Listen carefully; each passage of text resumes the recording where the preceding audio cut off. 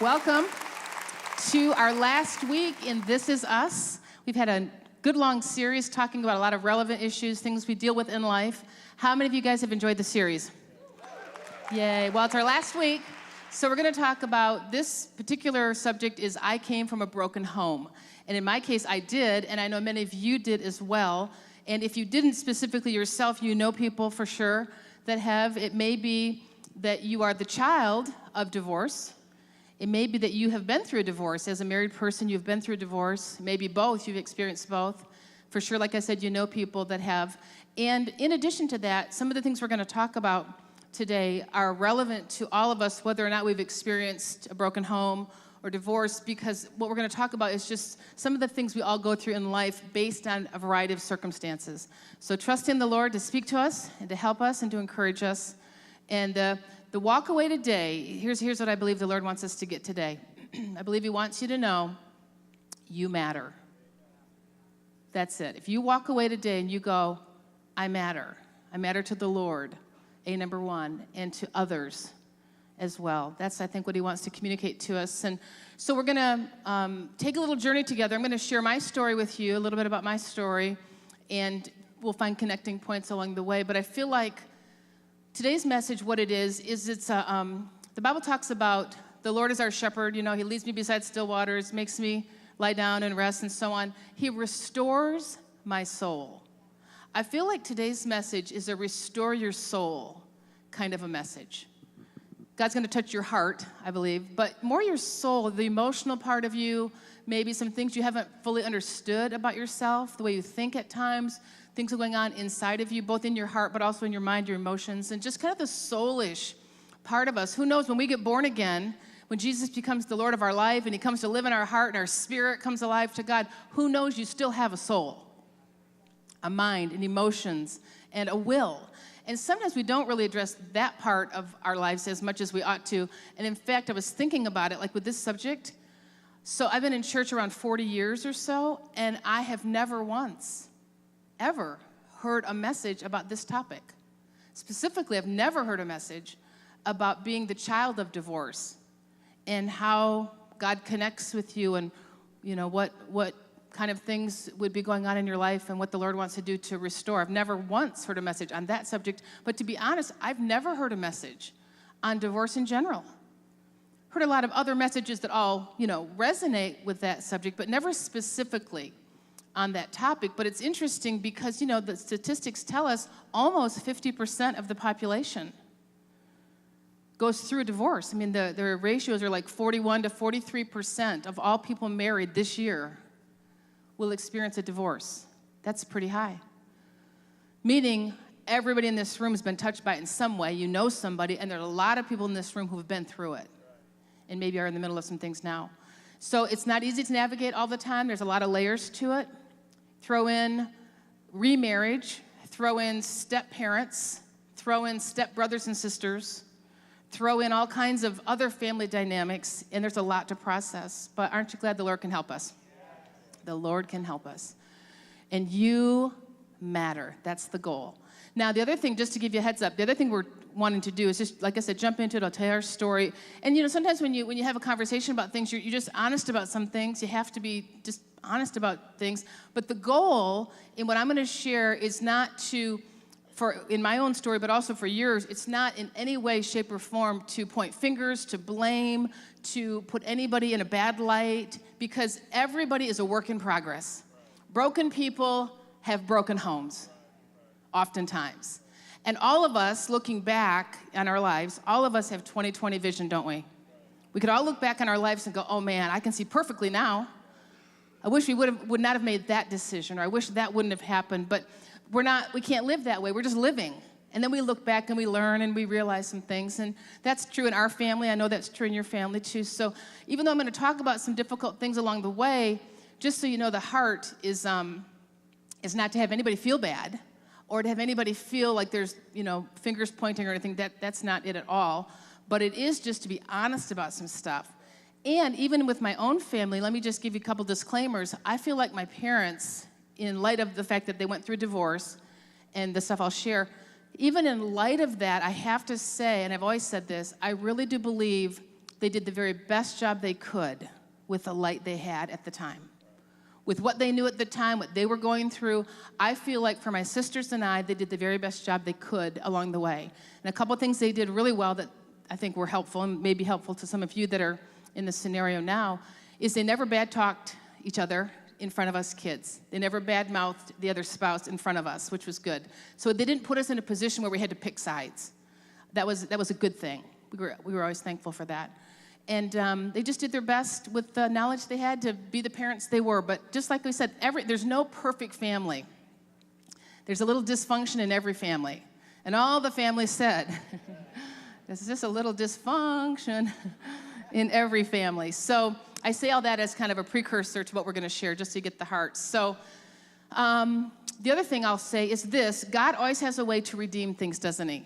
He always has a way to turn things around. And so in Genesis 50, verse 20, what you intended to harm me, God intended it for good to accomplish what is now being done, the saving of many lives. I think that's something you can always rest in. Lord, no matter what I'm going through, no matter what's happened in my life, to me or through me or around me, maybe what others meant for evil or what the enemy meant for evil, somehow or another, you'll turn it around for my good and the good of people in my world. And we've seen that in our family for sure. It was a difficult season and difficult time, and there are parts of it that linger, which I'll talk about. But even in the midst of all that, the Lord turns it around for our good, and then through you and through us for the good of those around us. So I got this message from a cousin. She saw that I'd posted. I was studying the other day for this message. She said, I saw your post on writing this week's message. She said, it kind of opened up a floodgate for me, oddly enough, of gratitude. Through God's love and your experiences, you are who you are today. It's so evident that sharing that love and God's love is what you're all about. So in a crazy kind of way, I'm grateful for all you and your family have been through and for the transformation from hurt to healing that you've all been blessed with. I guess the song title, hashtag for how I feel, would be hashtag God bless the broken home. So I thought that was a nice note to get from a cousin who I didn't even really know was watching, so to speak. But she watched our family go through this whole process. She was a couple years older than my sisters and I, and so she watched this whole thing. And just like Genesis 50 says, God uses things that were meant for evil and turns it around for good, even in the midst. So have that in your mind as well as we go through this today. All right? So let me share a little bit about my story. In fact, they're going to put a picture up. And this is our family, the Shepherd family portrait. And so there's my dad on the left, Jerry. My mom, Carol. I'm the one with the little dark-haired bob. Then my sister in front of me with the pigtails is my little sister, Michelle. A lot of you guys know Michelle Snow. Then my sister, Rhonda, is right next to me. She and her husband are missionaries in Mexico. And then my sister, Kelly, and they live in the Brighton area. So 4 girls. We're all 18 months apart. My parents got separated and then ultimately divorced. Separated in 1968-ish. We were kind of going back and looking at when this all happened. And then the divorce was official around 1972. I was between 9 and 13 at that time. Rhonda between 8 and 12. Kelly between 6 and 10. And Michelle 5 to 9. So pretty young ages. And again, whatever your story is, you can kind of paint a similar picture. So I want to share this story with you from 3 different sort of scenarios: before, during, and after. Before the divorce, during, and after. And then what did God do in the midst of all that? What is he doing? And what does he want to do in and through your life? Amen? All right, so here's the chart, the timeline. So before the divorce, it was happy days. Before the divorce, it was, we were just a good Catholic family, went to Mass every Sunday. After Mass, we went to Dawn Donuts, got a dozen glazed and a gallon of milk, and went home and had a nutritious breakfast and enjoyed the day. And my parents had a cottage up north, up at Lake City, Lake Masaki. We went up to the cottage a lot of the weekends in the summer. In the winter, one Christmas, my parents got all of us skis and tie-up boots, cable binding skis and tie-up boots. Some of you remember those days. And we drove up, almost every weekend, drove up to Cabernet to go skiing. So when I think about our childhood, up until these ages I'm mentioning, it was pretty happy and pretty idyllic in a sense. I remember my dad mowing the lawn. We were catching butterflies. I remember playing in a sandbox in our backyard. I remember my dad taught me how to ride a bike. I remember jumping rope in the driveway with my sisters and my parents just, sipping iced tea somewhere on the back porch. I mean, I have certain memories like that. My dad taught us to fish. So when I think about like our childhood, it was just like a childhood. Just you're with your parents. You're just doing stuff. I remember grocery shopping at Meijer's. And all the other things you have to do, having cleaning parties, having to clean your bedroom, and just the stuff that was our happy little life. Until one day that my mom and I went grocery shopping, and we went to Kroger. So we're at Kroger, and we were in the parking lot, and she parked the car, and she had this odd look on her face, and it was raining. I remember it was raining, and I remember that the windshield wipers were slapping back and forth, and before we got out of the car, she said, "Beth, I just need to tell you something." And I'm like, "Okay, what, She goes, "With your dad and I, things are not working out, and we're going to get a divorce." And I was just like, "What? No, that cannot happen. We don't do that." Like, no, like instantly inside, I was just recoiling, like, no, I'm not even hearing this. Because we just had a happy life. But then there was this day of shock. This day that forever changed our family. And you may remember that as well. Those of you who have been through this, or maybe you heard those words from a spouse or from your parents. You may remember, I guarantee you, I'll bet you for sure, you know right where you were when you heard those words. You knew where you were standing or sitting, what you were doing. And I remember I just kind of went into a daze. And the next day at school, I remember walking around school just in a daze. Just like, no. And my mom had not told my sisters yet. I'm the oldest of 4 girls, as you saw in the picture, so my sisters didn't know yet. So I was the only one that knew it this first couple days. And I just remember being in a daze.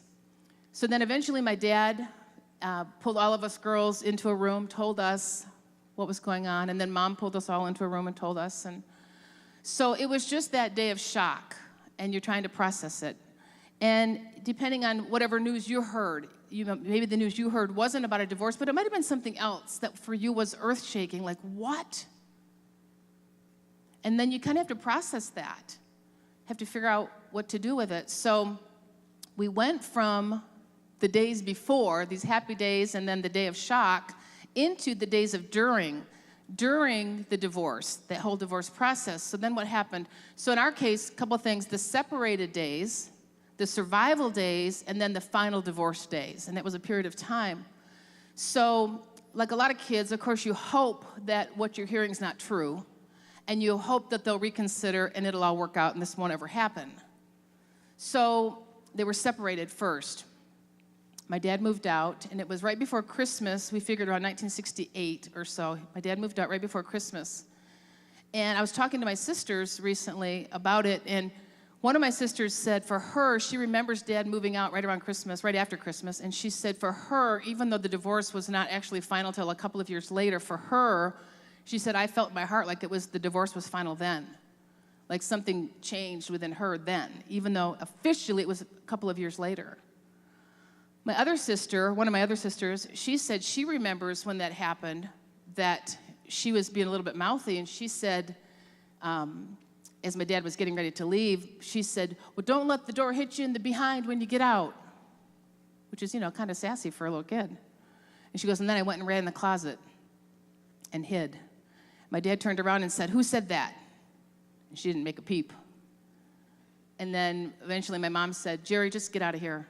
Shoot him out the door. And he got out the door, and then Mom turned around. My sister came out of the closet, and my mom gave her a little wink like, attaboy. Which I don't know if that's good or bad, but it's what happened. But that gives you a little bit a quick little snapshot into the emotional scene, kind of right in the moment. So then Dad's gone. They're not divorced, but they are separated. And there's a teeny glimmer of hope that maybe this won't be long-lasting. So Dad's out, and so now we're trying to figure out how to survive.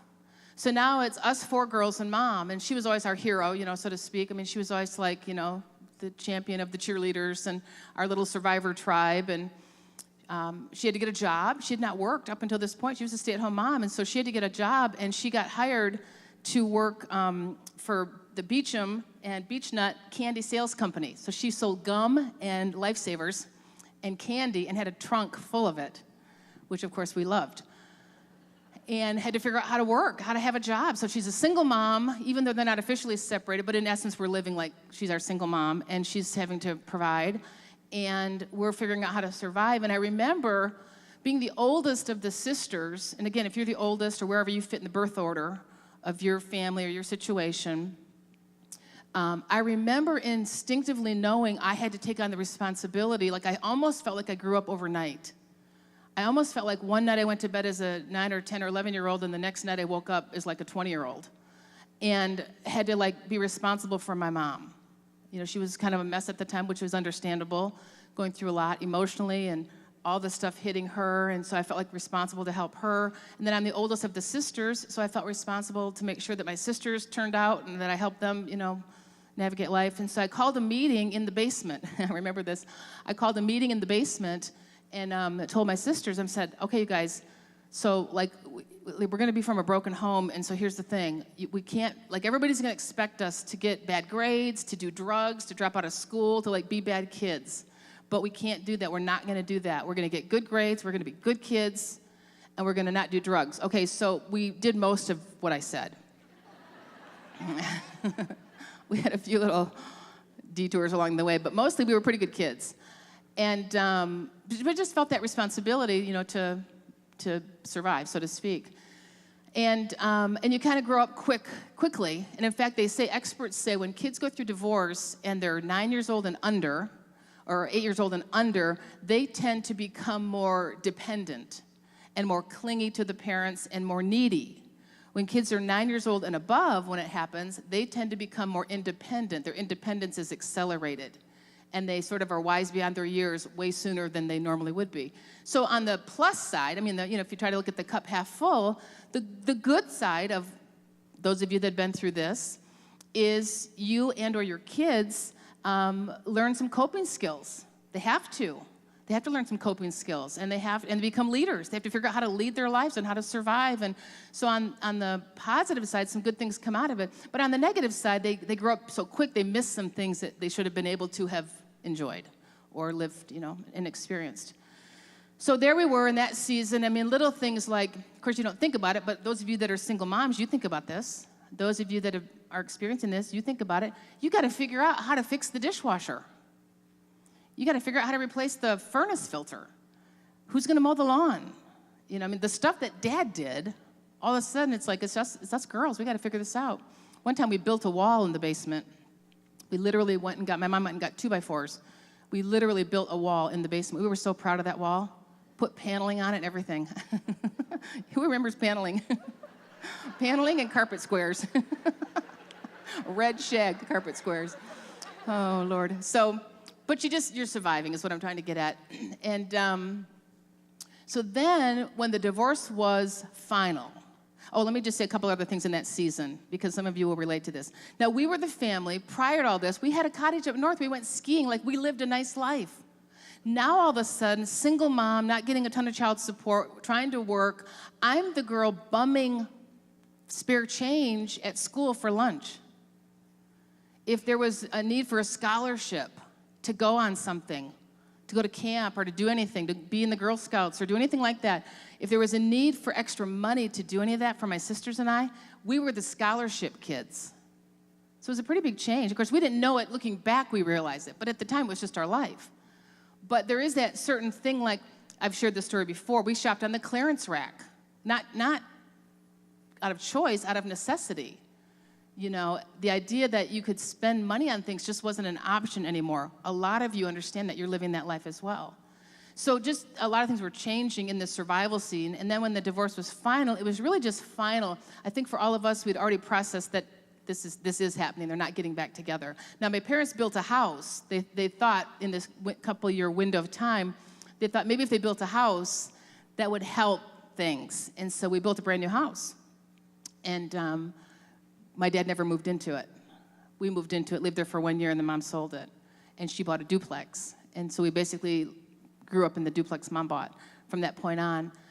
So that brings you up to speed, the before and the during. I'll talk about the after in just a minute, but let me have you watch this little video clip. It's only about a minute, but it'll just give you a quick little visual on some of that season, and then I'll come back and talk to you in just a second. It's only 1 minute. I can see clearly now the rain is gone. I can see all obstacles in my way. Gone are the dark clouds that had me blind. It's gonna be a bright, sunshiny day.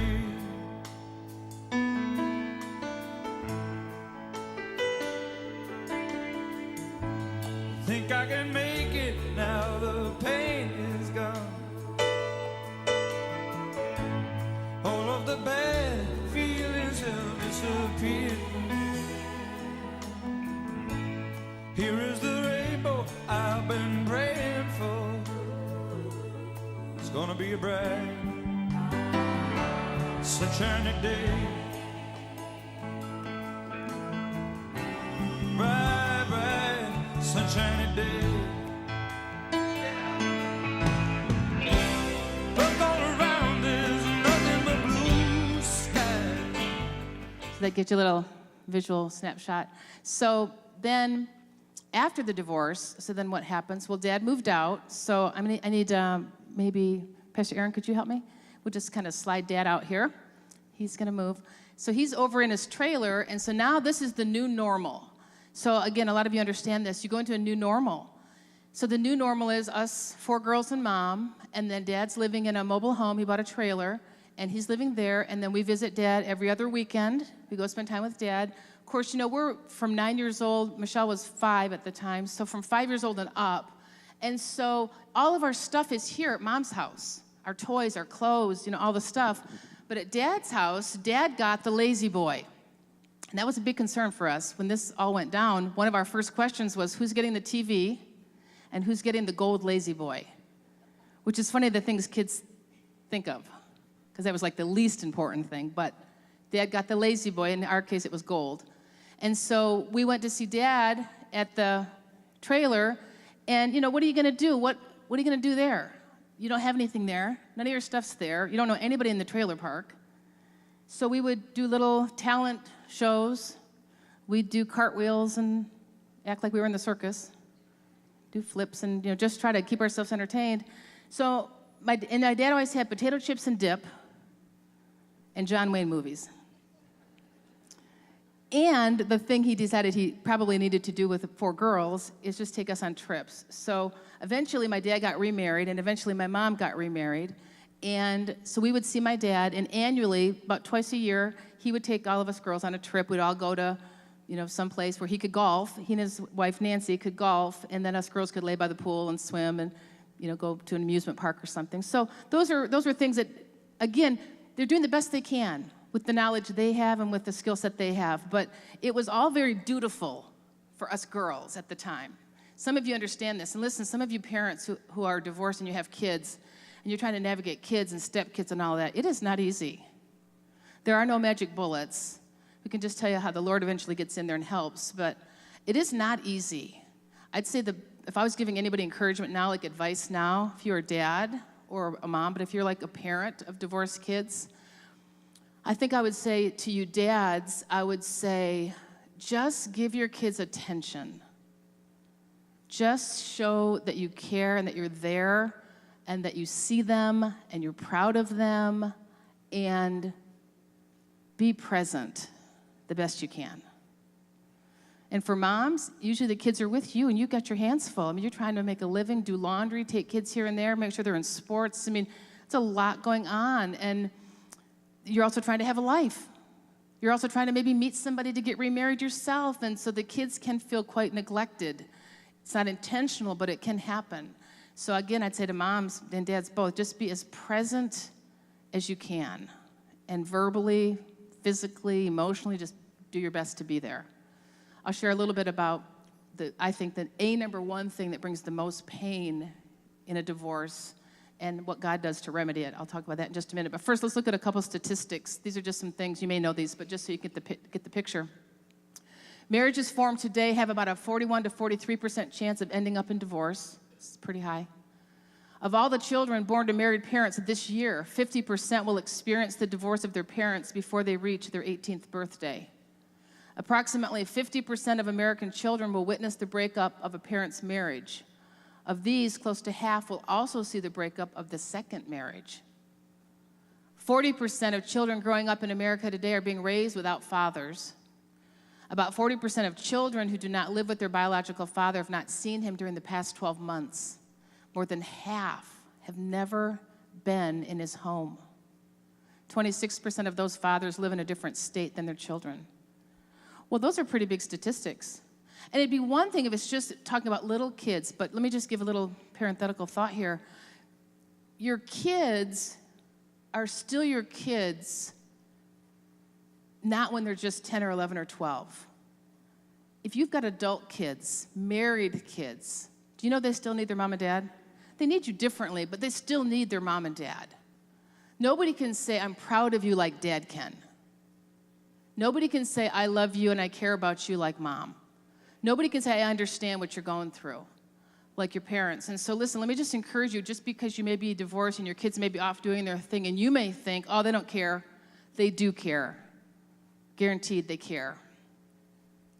They care to hear from you and to hear something, anything. I mean, throw them a bone. We're going to get to this in a minute, but they're usually so emotionally craving something. Throw them a bone, and you'll be surprised at how well, let me just say this, how well it will eventually be received. Because the first couple times you do it, they're not even going to believe it. If there's a pattern of it not happening, the first couple times it's going to be like, oh, whatever.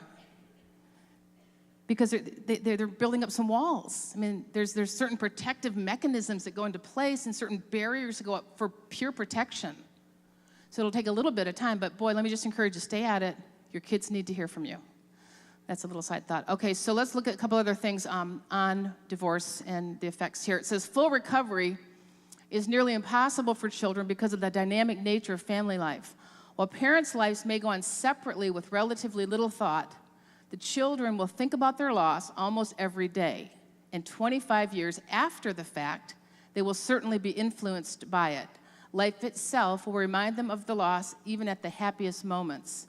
As one family explains, children never, ever get over divorce. It is a great loss that is in their lives forever. It is like a grief that is never over. All special events such as holidays, plays, sports graduations, marriages, birth of children, and so on, bring up the loss created by divorce, as well as the family relationship conflicts that result from the extended family celebrating any event. That's from Focus on the Family. The point is that even though you never fully recover in the sense you never go back to the normal you knew, and even 25 years later, they're still in remembrance of it all the time. There's a graduation party. Who's coming? Where do people sit? There's a wedding. Who walks her down the aisle? Where does everybody sit at the wedding? There's a graduation. There's sporting events. Can both parents even sit in the same bleachers? I mean, it's a constant reminder of the loss of what isn't. And then people have said this, and I think it's true. To a degree, people have said things like, it almost would be easier if there had been a death. Because at least with a death, you have a funeral, and you have a celebration of life service, and you show the slides, and everybody cries, and you get lots of hugs, and lots of comfort, and it's acknowledged there was a death, and you get comforted, and then you can recover. You get permission to grieve. And then after a healthy period of time, you recover into the new normal. But with divorce, you don't ever get that. The parents get it depending on if they get remarried or not, whatever the parents do, but the kids don't ever get that. There's really never a moment. There's really never any acknowledgement. So the service today, the restoring of your soul, you matter. to the Lord. Permission is granted today to you that have experienced this. Permission is granted for you to go, it's okay how you have felt. It's not you. You thought it was you. And then you always kept trying to make changes because you thought maybe it was you. It's not you. And it's okay to feel the way you feel and the way you have felt and haven't understood, why do I feel this way? And permission to grieve. It was a loss. It was a loss. And you can experience that it was. And then ultimately to experience God's comfort and his restoration, which we'll get to. But I think sometimes we get to the remedies so quick. And in fact, sometimes with kids, it's like we're more sensitive to like mom's going through, and, you know, she came out of a bad childhood and she was abused as a kid, and dad, you know, his dad never loved him, and he went through a bunch of stuff, and so two broken people get married, and so then two broken people get married, there's a broken home, and so we talk about the parents, and that's good, and we should. But again, nobody says to the kids, hey, you're a victim of all this. You're kind of getting leftovers of all this, and we're really sorry. And how you're feeling and what you're trying to process and all these disconnects that you now feel are normal, and the Lord can help you. Some of you, you've been saved, and you're like, I'm a Christian now. I mean, I thought the Lord was going to like fix it all, just boom. Well, he does save our soul, doesn't he? We're born again, we're saved. But there still is this renewing of the mind, emotions, and the will. And sometimes you're saying to yourself, and I've done it, sometimes I'll say, Lord, why do I feel like this? Dear Lord, this happened 40 years ago, 20 years ago, 10 years ago. What in the world? What triggered that feeling? So it helps to know it. If nothing else today, besides knowing that you matter, even if nothing else, if you just get a little bit of an education to go, oh, that's what's been going on. Sheesh. So let me show you a couple other things here. Let's put up another slide. When children are raised with chronic loss, without psychological or physical protection that they need and certainly deserve, it is most natural for them to internalize incredible fear. Not receiving the necessary psychological or physical protection equals abandonment. And living with repeated abandonment those experiences creates toxic shame. Shame arises from the painful message implied in abandonment. You are not important. You are not of value. This is the pain from which people need to heal. So just keep that slide up for 1 minute. Abandonment is the most damaging pain of divorce. And experiencing repeated abandonment, meaning physically somebody's not there to like protect you and give you housing and shelter and food and clothing, and you're kind of fending for yourself, that's the physical side. And then emotionally, mentally not there to give you the emotional support, the shoulder to cry on, the wisdom, what you need from a mom or from a dad.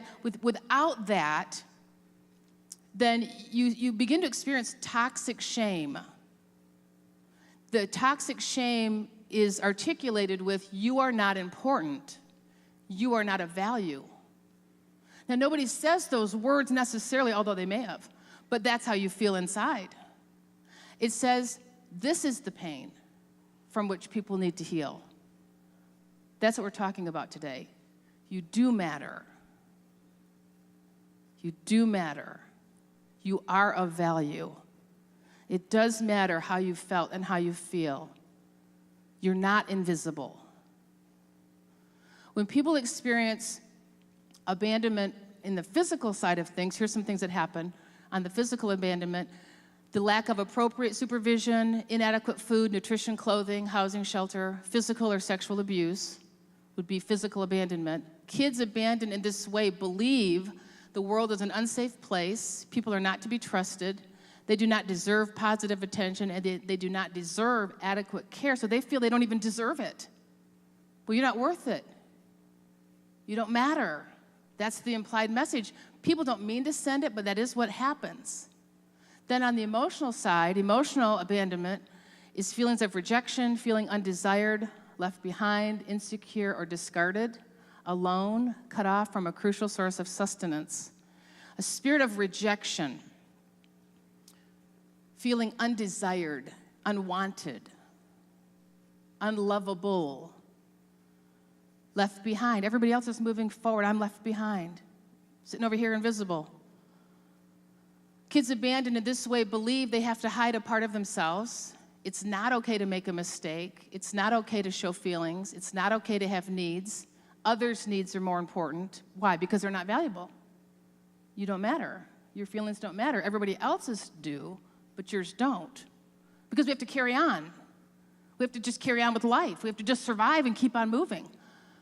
It's not okay to have successes. They will not be acknowledged. Well, that's great. You won some award at school, but we can't be at the MVP award. I remember I think it was in high school, I got like most improved player. I don't know if that was a compliment or not. In basketball, I got most improved player. And I was at the banquet, and all my friends on the team were there, and all my friends' parents were there. And nobody from my family could be there because Mom was working. She was just trying to survive and support us, and my dad didn't come. And I remember I got this award, and I remember walking home afterwards and just thinking, oh, well, yay. Like it just wasn't, and it put in me, even though I couldn't have put my finger on it then, but looking back, I'm like, it kind of put in me this idea that your successes aren't worth celebrating. So parents, just give your kids all the attention you can, the kudos that you can. Well, this is what happens with abandonment, and it's from that pain that kids need to be healed, because what happens is then there's an emotional disconnect with those family members.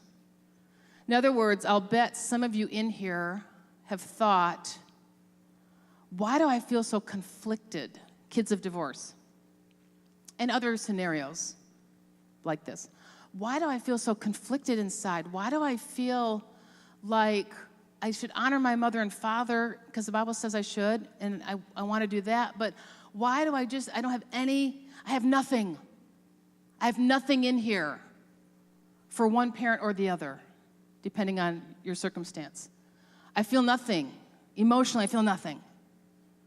It's all dutiful. We do the duty thing, but I don't feel anything. And then you say, what's wrong with me? What did I do wrong? But it may not be that you did anything wrong. That's what we're trying to say. It may be that you just haven't known how to process grief and abandonment and all of these things that go with it. And maybe today the Lord's trying to just peel back the curtains a little bit. Maybe today the Lord's just trying to say, hey, if you're open, because I know some of you are on lockdown. You are on lockdown. I'm talking and you're going, na-na-na-na boo-boo, I don't hear anything she says, na-na-na-na boo-boo. Because you're just on lockdown. I get it. I totally do. If I was in this service and somebody like me was talking, if I wasn't ready to hear this, I would be on lockdown. I just wouldn't be open to it. Because you've already learned how to survive. You've learned how to get by life without unlocking it. Townsend and Cloud, Christian counselors, wrote a book. It's an older book, but it's called Hiding from Love. Man, is it a good book. If you can get your hands on one, I highly recommend it. But they tell an allegory story in there about a little girl named Jenny. And they talk about how Jenny was living in happy days, living this great little life with her mom and dad, and they loved each other, and they had a great family, and they would take hikes in the woods, in the deep woods, and they would go and just have fun family picnics, and life was great until one day war broke out. And when the war broke out, all of a sudden the soldiers showed up at the front door, and the soldiers began to take her parents and to take them away and take them to some prison or some scary place, and her parents looked at her and said, Jenny, run, run, Jenny, run. And her dad yelled out, go to the deep woods, go to the deep woods. And so Jenny ran out of the house and just ran, just kept running until she got to the woods, the deep woods, because she knew the deep woods, that's where they'd gone. And she got to the woods, she got to the deep woods, and so she's just there, like okay, what do I do? I just have to survive. I've just got to live. And so she had to figure out how to live and how to get food, and she had heard, as she was running, of course, she hears the soldiers chasing after her, but she just outran them, and now here she is. Days have gone by, weeks have gone by, months have gone by, and she's just surviving, and she's figuring out how to get food and shelter, and when she can come out, and when she has to stay hidden, and all this stuff, and every now and then she'll hear the soldiers, Jenny, we know you're there, Jenny, and she just hid a little deeper in the deep woods. And quite a bit of time had gone by, and she began to have these thoughts. She began to have thoughts like, well, maybe Well, maybe it was my fault. Maybe my parents were taken away because it's my fault. Maybe I did something bad and the soldiers came and got my parents and I'm the one to blame. Or maybe my parents did it on purpose. Maybe I was bad and my parents didn't want me anymore. And maybe that was all just like a hoax and it was because they wanted me in the woods. Or maybe, and she starts going through this whole litany of things. And her whole normal changed. What used to be the loving, happy days, and my parents love me and I love my parents, and I'm in a great little village and it's all good. All of a sudden, all these things now are going on. And it's all self-protection.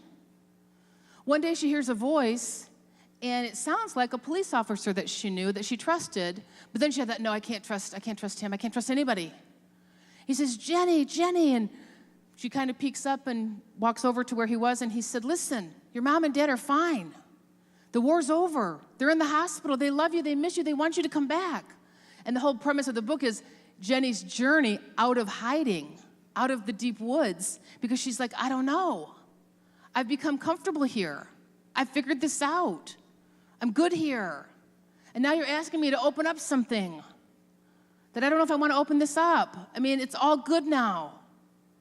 But sometimes the Lord's like, yeah, it's all good because you had to survive, but maybe I just want to help you have it be really good. Amen. So a couple other thoughts. Go ahead and put the next slide up. The best healing balm for abandonment is attachment. The remedy for abandonment is an attachment. And the best attachment, of course, is to be attached to the Lord. And back to my timeline, that's what happened eventually in the story. We got into the new normal. But then eventually, when I was sophomore year in college, Jesus came into the picture, praise the Lord. He came into the picture of my life, and I found him, got born again, and then eventually I shared that with every single person in my family, and every single person came to know Jesus personally. And God did a massive work of restoration in our family in that season. Everybody got born again, and then in the midst of that, it's a lot of forgiveness, a lot of water under the bridge, a lot of love, a lot of bitterness got uprooted, to the point that when one of my sisters got married, to the point that at one of the weddings, my dad was dancing with my mother at the wedding. My stepmom was dancing with my stepdad at the wedding. Now, who knows? That's a big deal. We've talked to some people, and they said, man, if my ex and I were at a wedding reception, we'd be at opposite ends of the banquet hall. There's no way I'd be dancing with him. That's how much God did. He really came in and did a huge work of restoration. And a lot of really good things, took place in our family. And there was some really fun seasons where we could all be together at Thanksgiving or at Christmas or at a basketball game or different things, and it was very comfortable and fun. Now, let me just give you a little quick thought here. Sometimes there can be a little bit of a relapse. And I want to mention this because you might think, man, what is the deal? Life was fine, and then it seemed like something triggered. You get a phone call out of the blue. You get a letter out of the blue, an email out of the blue, a text out of the blue. You run into somebody out of the blue. A scenario happens out of the blue, and all of a sudden it triggers something, and it stirs up certain feelings, and you think, what is going on? I thought I was over this. I've been over this for 20 years. What in the world is this? I'll share a personal story with you. It was right around the time we built this building. So when we built this building in 2008, the world's economy dropped out. So that was kind of like an important event. Like the whole world's economy collapsed. And we're trying to build a building, so that was a little bit of stress. But not only that, as you know, we had quite a bit of opposition from the neighbors back in the day, as well as some struggles with the city to build this building. It felt like a spiritual battle was taking place. Financially, there was a little bit of a battle in the world. And then right around that same time, once we got in the building, I invited my dad to come for the grand opening. He lived in Florida at the time. And I invited my dad to come, and I told Jeff, I said, maybe I won't even invite him because he's going to probably say no. But then I thought about honor your mother and father, and just you do your part, reach out, do your part. So I said, okay, I'll do it. So I invited him. I said, we'll pay for it. We want you to come up, celebrate with us, and this and that. And he said, no. He said, no, not going to come. And I'm like, why? Just come. But then I was like, no, don't come. If you don't want to come, don't come. You know, you go back and forth, right? Well, he didn't come. So then, for whatever reason, there have been other things over the years, just like there are in any relationship, that you get your feelings hurt. But for whatever reason, man, that was a dagger. And he ended up coming up to Michigan not too long after that. And I was like, well, maybe he'll want to see the building when he's up here. You know, this was a big deal. I mean, dear Lord, it was like hell on earth. World War III happened. We finally got the dang thing built. Please come see it. Is that too honest? But he didn't want to see it. So my sister almost forced him to drive by it. Thank you, Michelle. Dad, hurry, look to the right. There it is. But he never said a word. Never said a word. And it really kind of hurt, you know, just like, wish he just would have acknowledged something. So that just was one of those things. And so then shortly thereafter, we had a conversation, a very hard conversation. And so I don't know what was going on with my dad, honestly. He's with the Lord now, and I know one day it's going to be all great, and I love him, and I appreciate him, and I honor him because he was a great dad in the sense that he could be. But just like all of us, we make mistakes. So this is just the honest side of that. But he said some things to me in a meeting one time that we had, to the point that I led him to the Lord back in the day. And in this particular meeting, he said some things about not appreciating what Jeff and I are doing, didn't believe in women preachers, didn't think I was saved, had never read any of my books or heard any of my sermons or had really seen anything I'd done. And you kind of blow it off and blow it off and blow it off, but I guess at this particular time, it really got to me. So I had to set up some boundaries. And sometimes you have to do that. Just for your own protection, you have to set up some boundaries. What's healthy for you? Where can you go in the relationship? Well, 2012, my dad died. He passed away. And we were with him in that last year and talking to him and stuff. And things got as restored as they could. You know, they got as restored as they could.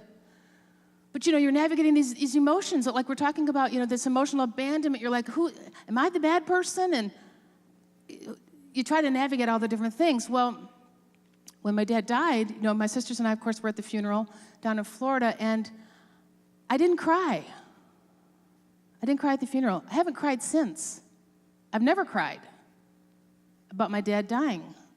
Well, I know he's with the Lord, so that part I'm glad about. I know in heaven one day we'll have a glad reunion, and we'll all see things clearly, and it'll be great. And I'm going to show him the video of this building.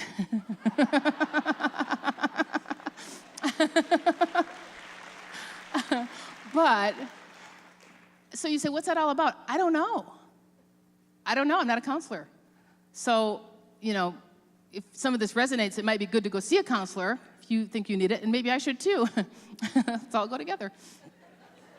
But I'm sure there's something to it. It's the abandonment piece, it's the self-preservation piece. It's all the pieces together. I think it's probably all that. But anyways, I say all that to say, where the Lord comes into the picture is the attachment piece. You may have felt abandoned. You may still be processing why certain things trigger certain things. And I'm just here to say, God's wanting to restore your soul, and you matter.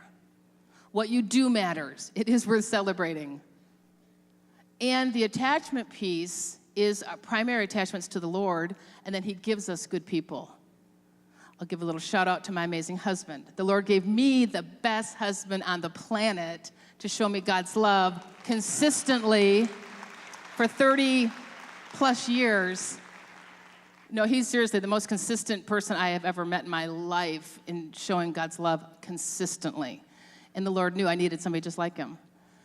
God gives us people, and he gives us himself. This verse in Hebrews, you guys can put that up. Hebrews 13:8. I will never leave you. I will never forsake you. The very first verse the Lord ever spoke to my heart when I became a Christian was this one, which is interesting. Of all the verses in the Bible, why this one, Lord? Well, because you need it. That's why. I will never leave you. Maybe you experienced abandonment like I did. Maybe you did. But the Lord says, I'll never leave you. I'll never forsake you. Then this verse, Psalm 68, God is a father to the fatherless, a defender of widows. This is God whose dwelling is holy. God places the lonely in families. He sets the prisoners free and gives them joy, but he makes the rebellious live in a sun-scorched land. I love this verse, and this is so true. The Lord sets the lonely or the solitary in families. So he gives you a family. If you if you've experienced these things we're talking about and feel somewhat abandoned in some ways, God gives you a family. What kind of family? Well, he gives you a church family. He gives you a group of people that are united in Christ, that will love you and that will be a part of your life, if you're willing. And he also gives you people, God-breathed relationships. Don't dismiss them. Don't just blow them off, and don't just be so protective and so guarded. I bet you the Lord's put some people in your life. He set you in a family so that you're not alone. And then finally, this verse, even if my mother and father abandon me, the Lord will hold me close. So that's the encouragement today. No matter what you've experienced when it comes to a broken home, and at whatever level you've experienced it, you could have a family that's fully intact, and yet you feel abandoned. There's a lot of marriages where the partners feel like they're living alone, but they're married, but it feels like they're living alone. So you might resonate with some of this, and you're married, and you have a normal family. But the Lord will hold you close because you matter to the Lord.